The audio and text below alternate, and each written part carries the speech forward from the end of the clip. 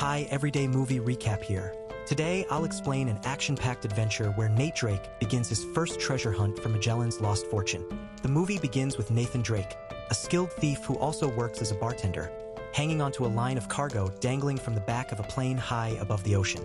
He fights his way back up to safety, but just as he catches his breath, a vintage car rolls out of the aircraft and collides with him.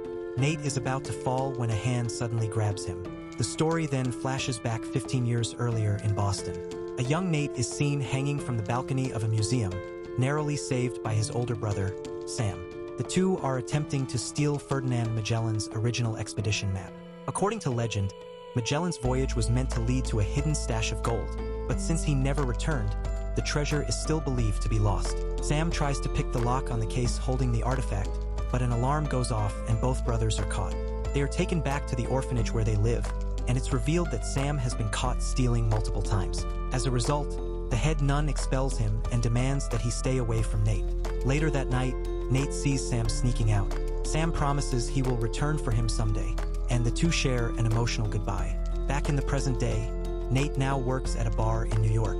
He charms customers while discreetly stealing from them, demonstrating his skills by lifting a diamond bracelet from a wealthy woman without her noticing. Watching him closely is Victor Sully Sullivan, an experienced treasure hunter. Sully later approaches Nate and invites him to join an expedition. Nate refuses, but soon discovers that Sully managed to steal the bracelet from him, leaving only a business card behind. Curious, Nate visits the address on the card and finds himself in Sully's apartment. Sully admits he was expecting Nate and shows him where the bracelet is kept. Just as Nate is about to leave, he notices something shocking: a copy of Magellan's original map sitting in the corner of the room. Sully then reveals that he used to work with Sam and already knows Nate is his younger brother. He explains more about Magellan's expedition, sharing that it was financed by the wealthy Moncada family, who were tied to many brutal acts throughout history. Sully also mentions that Sam once helped him steal the diary of 𝐓𝐑𝐄𝐒𝐒, the captain of Magellan's ship. The diary holds detailed accounts of the voyage along with clues that could lead to the treasure. Sully wants Nate to join him in finding it, and Nate agrees, unable to resist the chance. The next day, Sully explains the first step of their mission. They need a golden cross, one of two keys required to locate the treasure. Sully already has one, but the second is being auctioned at a New York museum. He knows that Santiago Moncada, heir of the Moncada family, will try to buy it since it originally belonged to them. The plan is for Nate to disable the museum's power while Sully steals the cross during the distraction. At the auction, things start smoothly with each man focusing on his role. But trouble arises when Sully spots Jo Braddock, a ruthless mercenary now working for Moncada. She makes it clear that she knows what Sully is after. Despite the setback, Nate sneaks into the control room to cut the power, but is stopped by Moncada's large Scottish enforcer. Meanwhile, Sully buys time by competing with Moncada in the bidding, even though he doesn't have the money. Nate manages to slip away from the henchman and improvises by swinging from a chandelier to create chaos. In the confusion, Sully changes into a security guard's uniform, takes the suitcase holding the cross, and pretends to move it to safety. Instead, he escapes outside where Nate is waiting in the car. With the artifact secured, the two head to Barcelona for the next stage. There, they meet Chloe Fraser, Sully's contact, who possesses the second cross. Chloe makes it clear that she doesn't trust them and quickly backs out, saying she doesn't want to work together. Sully warns Nate to check if the cross is still in the bag, and to their shock, Chloe has already taken it. The men rush after her, splitting up to cut off her escape. Chloe races to her car, but before she can leave, Nate steps in front of it. He reminds her that she won't be able to find the treasure without their help. Chloe realizes she has no choice but to work with Nate and Sully since they possess 𝐓𝐑𝐄𝐒𝐒's diary. Nate, skilled at solving puzzles, studies the book closely and notices a drawing of a tree, which he interprets as a religious symbol. Before long, the group arrives at the St. Mary of the Pine Church, whose emblem matches the one in the diary. They decide to return later that night to search the place for clues. Meanwhile, at the Moncada Foundation, Santiago argues with his father, Armando, who plans to donate the family fortune to charity. Later, in a park, Santiago makes a final attempt to change his father's mind, but when Armando refuses, Santiago orders his men to kill him. That night, Nate, Sully, and Chloe break into the church. They quickly discover a hidden symbol near the altar that hints at a secret crypt. Nate presses a concealed button, revealing two keyholes at the base of a statue. Using both golden crosses, they unlock the mechanism, causing the altar to rotate and expose a passage. 𝐓𝐑𝐄𝐒's diary mentions two routes, one leading to heaven and one to hell, implying they must open tunnels both below and above ground at the same time. Nate and Chloe head down into the crypt, while Sully goes outside to search for the second entrance. To stay connected, they use a location tracking app. Underground, Nate and Chloe find a trapdoor. Using one of the crosses, they turn the mechanism, but this triggers a flood as water begins pouring in from the fountain above. Their only hope is Sully. On the surface, Sully spots another keyhole in a nearby restaurant wall but runs into Braddock, who blocks his path. A fierce fight breaks out, and Sully barely manages to overpower her before unlocking the mechanism. Just in time, the water drains, saving Nate and Chloe from drowning. Soon after, Sully notices a symbol near the fountain resembling a ladder. He realizes that placing the two crosses together creates a single key in that shape. He drops his cross through a grate to the others below, and Nate combines the artifacts into one ladder-shaped key.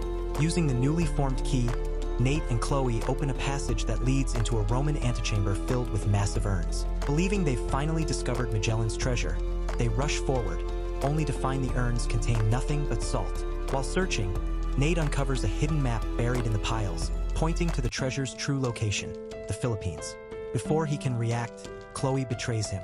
She takes the map, reveals that Sully has been hiding the truth about Sam, and knocks Nate unconscious with her pistol. Not long after, Sully finds Nate in the crypt and helps him wake. Nate immediately demands answers about his brother. With no way to avoid the truth, Sully admits that a year earlier, he and Sam were ambushed by Braddock in San Sebastian. During the attack, Sam was shot and Sully was forced to run, leaving him behind. He assumes Sam is dead. The revelation devastates Nate, but rather than abandon the quest, he chooses to continue working with Sully. Meanwhile, Santiago is revealed to have secretly recruited Chloe for his team. She delivers the map to the Moncada Foundation, and Santiago prepares to head to the Philippines with his crew, including Braddock and Chloe.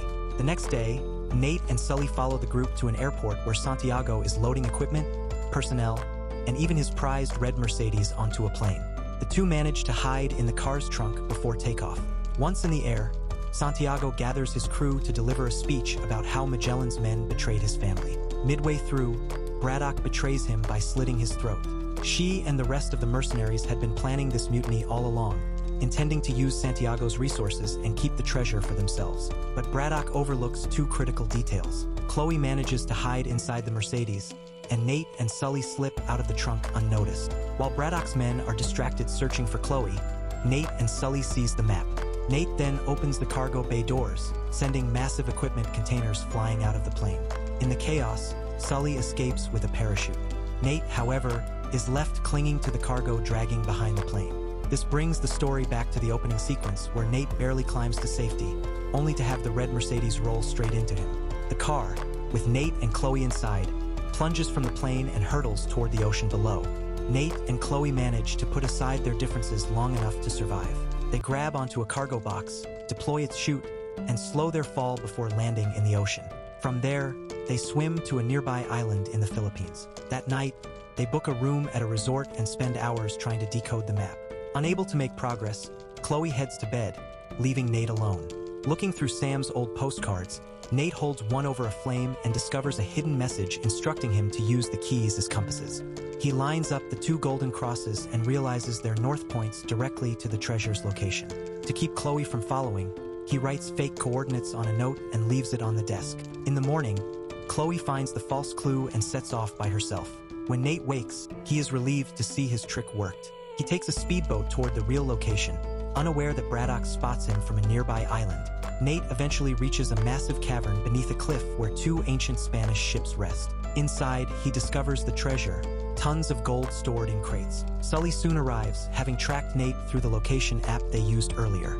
The two celebrate their discovery, but their moment is short-lived. Braddock and her mercenaries storm in. Instead of just stealing the gold, Braddock orders her men to airlift both entire ships using helicopters, as the vessels themselves are worth billions. Sully climbs aboard one of the choppers and begins taking out Braddock's men, while Nate fights below. Outnumbered, they struggle to keep control until Sully tricks one of the helicopters into smashing a ship against the cliffs, destroying it. With half the treasure lost, Braddock personally attacks Nate. As he tries to climb towards Sully's helicopter, she grabs his legs and nearly drags him down. Sully faces a choice: Escape with the gold he stashed away or save Nate. He chooses Nate, throwing the bag of gold at Braddock, which knocks her into the sea. Moments later, the second ship crashes down, crushing her. The Coast Guard approaches as Nate and Sully fly away in the helicopter. Nate then reveals he managed to sneak some gold bars and jewelry into his pockets. Just as they celebrate, they spot Chloe speeding toward the false coordinates Nate had left for her. In the closing scene, the story shifts to a prison cell where Sam, still alive, is seen writing another postcard addressed to Nate. This was Everyday Movie Recap. What began as a hunt for gold ends with betrayal, survival, and the reveal that Sam is still alive. Nate's journey is only just beginning.